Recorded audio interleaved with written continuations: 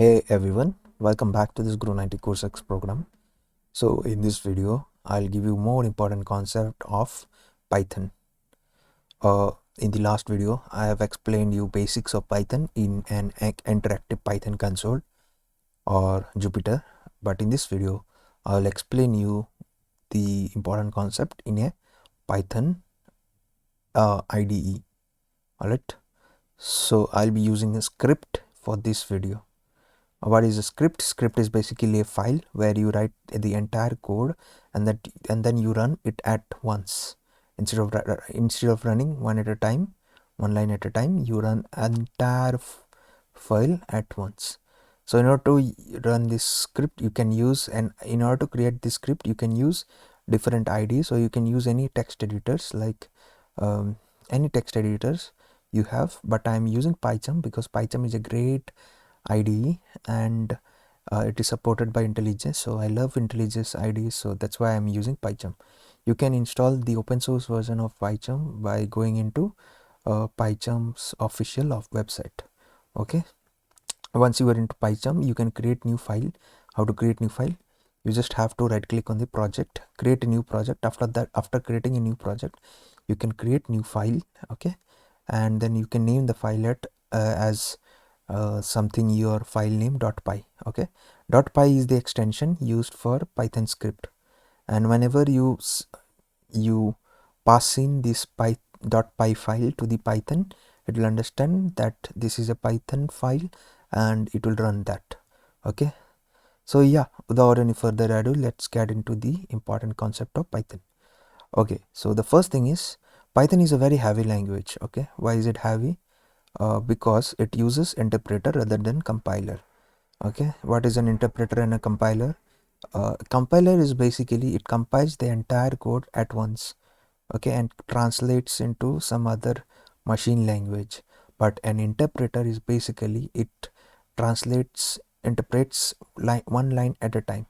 All right, so for example, in Java or in uh, C++, you just create the code, and then you pass in the entire code into a compiler. It will compiles it into a machine learning language.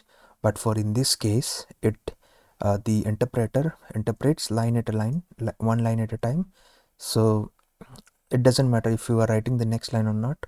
It keeps tracks of the single line and it checks whether the line is correct and gives you the feedback in real time. Okay, so the benefit of this is that you don't have to run the entire code in order to know if that line is correct or not. Okay, you can write line by line, and then you can check each line by running single lines. Okay, so that's the benefit of interpreter, but it has a disadvantages too. It takes a lot of memory. Okay, so that's why Python is a very memory intensive language. Okay, so let me give you a small idea how much memory it consumes. Okay, uh, just check this out. This is a small function which runs which actually checks which value is greater, a or v. Okay, for running this program let me run this program. For running this program, it takes 0.0 second. I mean, it approximates the time into a floor value, but it is taking a small bit of time, that is in microsecond.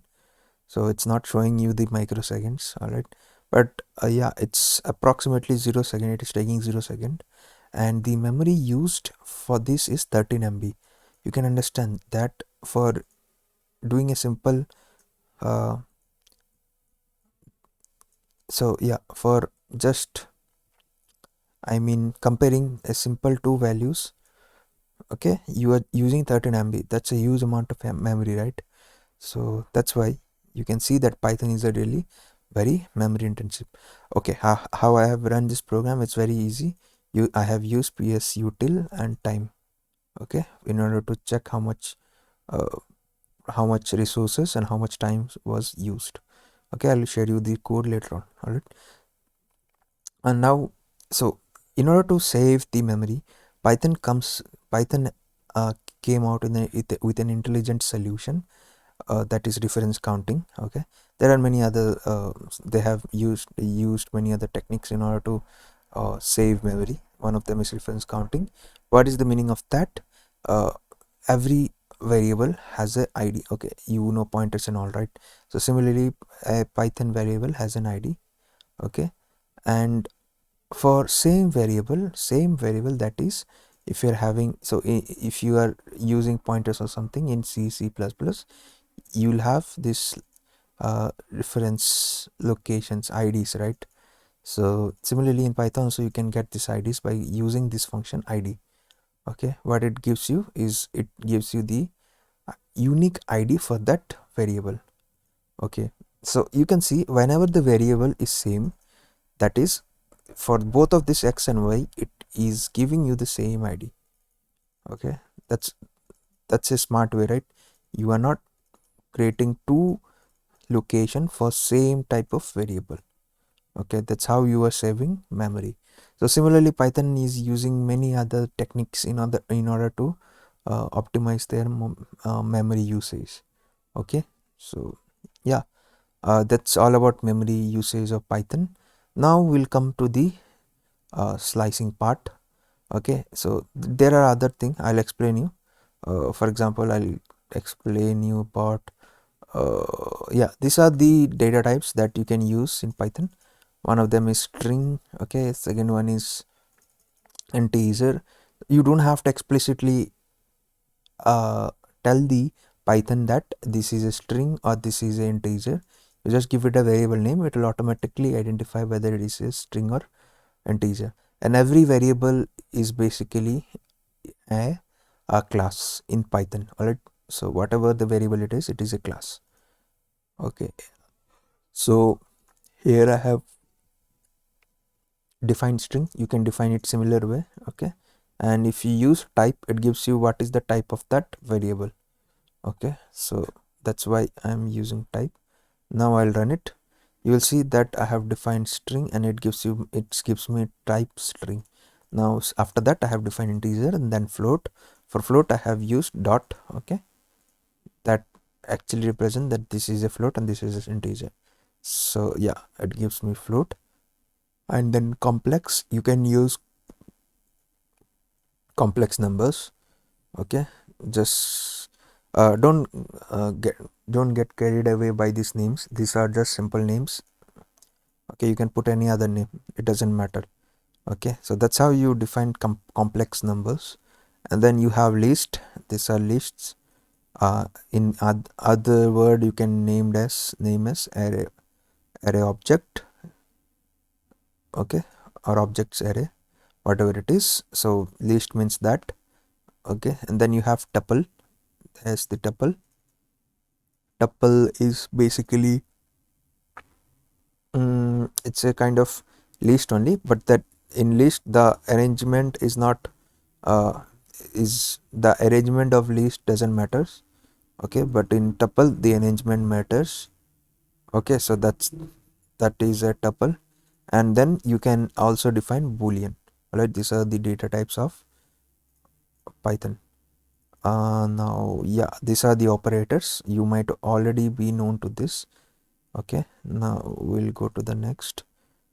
Then these are the you can convert from one type to other, this binary to decimal.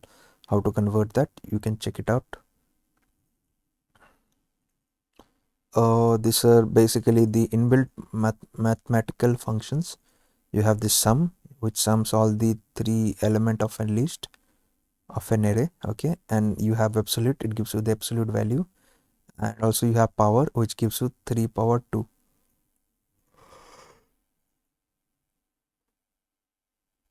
Now you have this math function.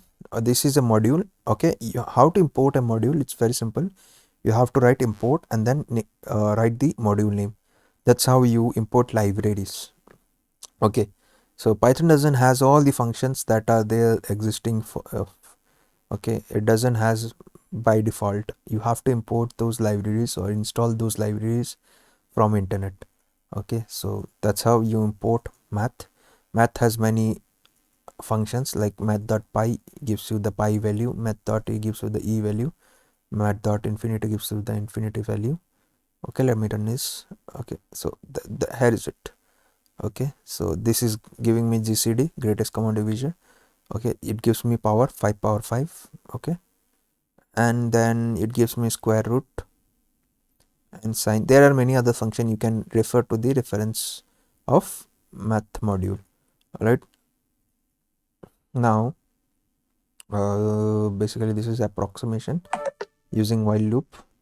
That is fine, not there. This is a simple function which converts temperature Fahrenheit into centigrade. So this is how you define a function. You use this keyword known as def. Okay, after that you just give it a name, and then in order, if it has a variable, then you can put a variable inside those two brackets, or else you can leave it blank.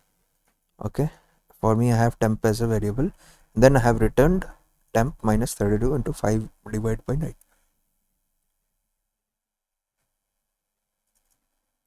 This gives you the centigrade of that Fahrenheit. All right, so this is how you define functions. Now you have this interest. Similarly, I have created this interest function which gives you like cumulative interest or simple interest, compound interest and a simple interest. Okay, similarly you have this. Yeah, one more module I'll explain you. This is random module, and random module is used frequently. Okay, random has a function known as seed. Whatever you put this seed, okay, whatever you put into this seed, the random will be generated as per that seed. So if your seed is 7, then whatever it is generated will be connected to this 7. Next time if you put the seed 7, okay, so if you don't understand what is the meaning of seed, let me explain you. See, generally what happens if you use random, okay, it should give you ideally a random value from 5 to 25. Okay, so it is giving me, it is as usual giving me random value. See, 15, 9, 17, 6, 7. Okay, from 5 to 25. Okay, so it is giving me random value, but what is the benefit of using seed is that whenever I run it in for the next time, it gives me the same random value. Okay, if I change this seed, it gives me some different random value. Okay, so seed actually keep tracks of the state. Okay, if you are in the same state, it gives you the same random value. Okay, and you can put your time into this seed, so it will give you different random value for different time. See,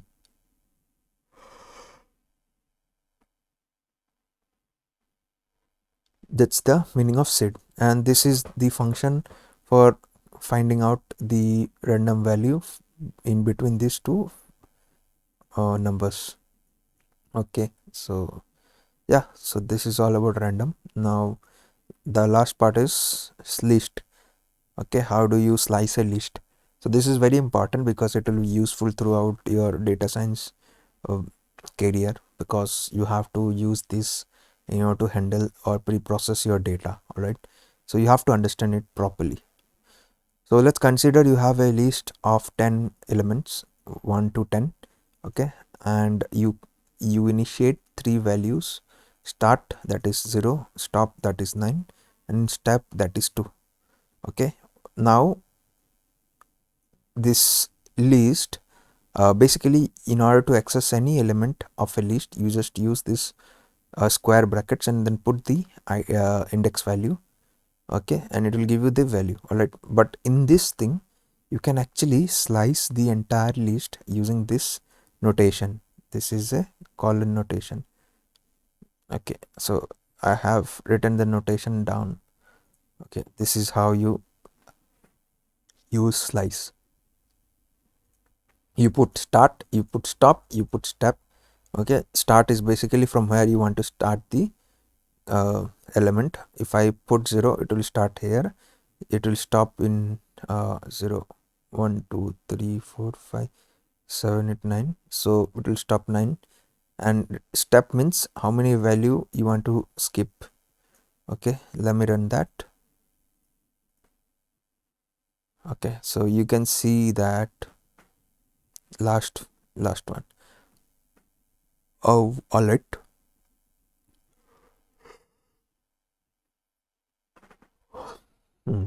So the first thing is a start stop. So it starts from 0, that is 1, and it stops at 9, that is 9. Okay, so if you put 10, it will start at 1, it will end at 10. Okay, so this means you have start value and you don't have the end value. That means start from the start value but end it at the end. That means you don't have to end it at a particular value, you just continue the entire list.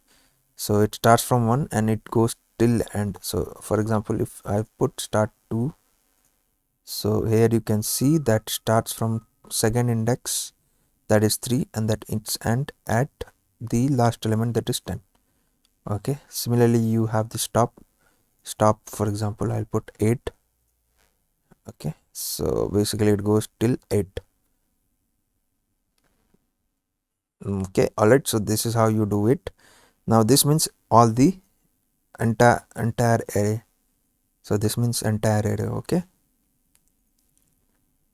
now you can in order to, so let me explain you. So if this is an element 1 comma 2 comma something comma something something comma something comma something comma something, all right, so in order to access that, let me give me a comment.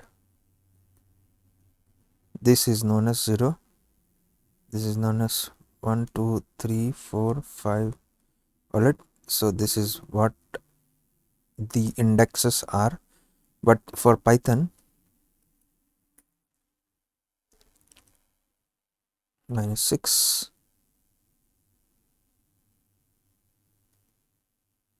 -5, -4, -3, -2, -1. Let me give it a little bit more.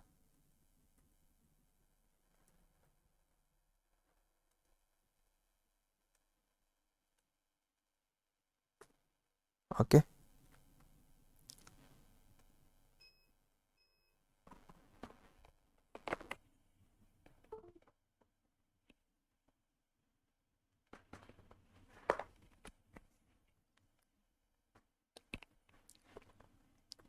okay, 2 3 4 5,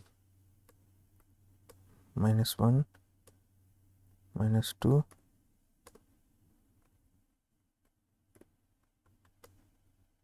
-3, -4,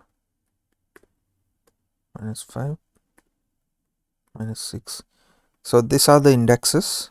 Python not only gives you positive indexes, you can access the element using negative indexes. Okay, so here you can see that this means the array is reversed. That means the step value is -1. You have, that means that the entire array will go from back to front. Okay, then you have this first two items, then reverse. Okay, and then you have this. So minuses means it starts from the -3, that is this 5, and then it is reversed, it will go till start. Okay, so you can see 5 till start.